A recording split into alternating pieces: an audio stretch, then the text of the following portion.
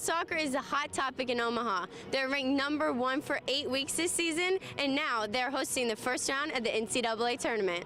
Here at Baxter Arena, the UNO hockey team has just found out they're #1 in the country.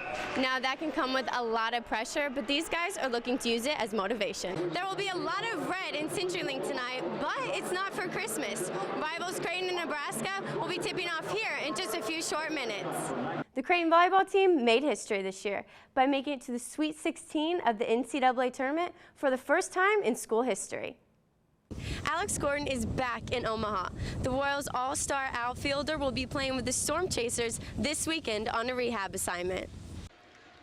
While many of us are watching double plays in October, the state of Nebraska has turned a double play of its own. All eyes are on UNO hockey and Creighton soccer. Both teams are ranked #1.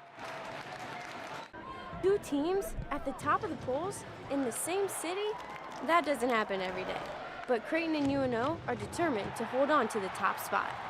Part of the Jays' success this year comes from their ability to finish, along with believing in each other. Well, I think it comes with a trust in one another as players go and as a team, and I think it comes with the belief that you have the strength and you have the tools to turn still games around. And I think that's what the guys do. They do believe, and they can shift into another gear if needed. After 7 weeks of being ranked #1, the Jays remain the only team in the nation unbeaten and untied. It's better to look at the process and say, okay, who do we have as our next opponent? How can we best prepare, and how can we get better as a team? And if that happens, well, chances are maybe you remain a little bit longer undefeated, but you know, that streak can be broken at any time. Here at Baxter Arena, the UNO hockey team has just found out they're #1 in the country. Now that can come with a lot of pressure, but these guys are looking to use it as motivation. I mean, it's a huge honor, and I think it's good because it keeps the guys really focused on, gives the guys a purpose on, we know where we need to stay. The Mavericks made the Frozen Four last season and returned key pieces. Of course, the chemistry will be strong, and maybe even special.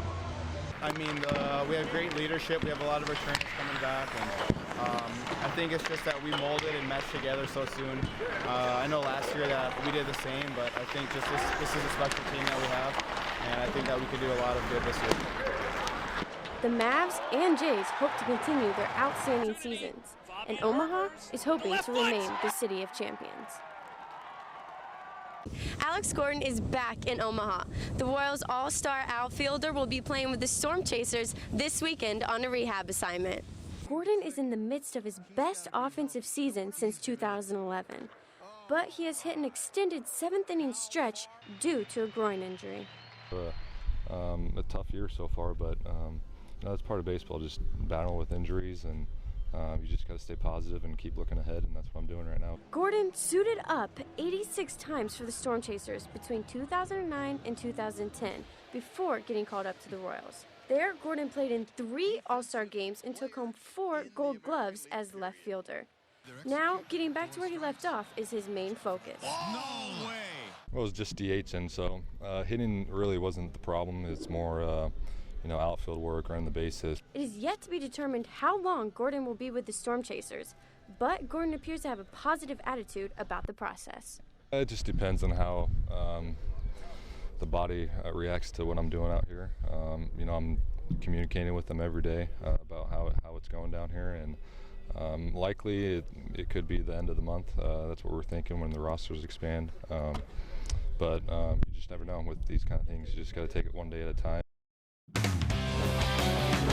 Now, Action 3 Sports.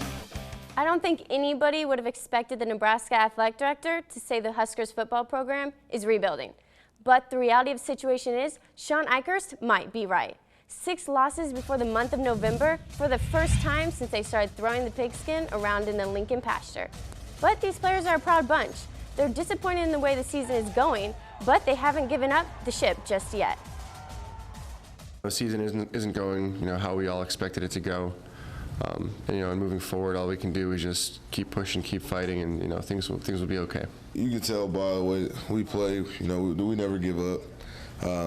It takes a game like this this week to kind of show us our true colors. Huskers played their best game of the season 3 weeks ago against Minnesota, but over the last couple of games, the team's performances seem to be getting worse. The team is regressing, and Mike Riley doesn't seem to know why. I don't really have an explanation for. We certainly did give up 55 points. We also gave them 28 of them, right? So I see the point from the beginning to Saturday, but I look at this league and I see all the time those kinds of scores. It was a rough weekend for the UNO Mavericks. They were swept by Western Michigan and in the process losing their #1 ranking and falling to 8th in the nation. The boys were back to work this morning at the Baxter Arena practice rink in their sweet new jerseys. The loss this weekend in Kalamazoo was costly. The Mavs not only suffered their first losses of the season, they were conference losses. So was this a wake-up call for the players?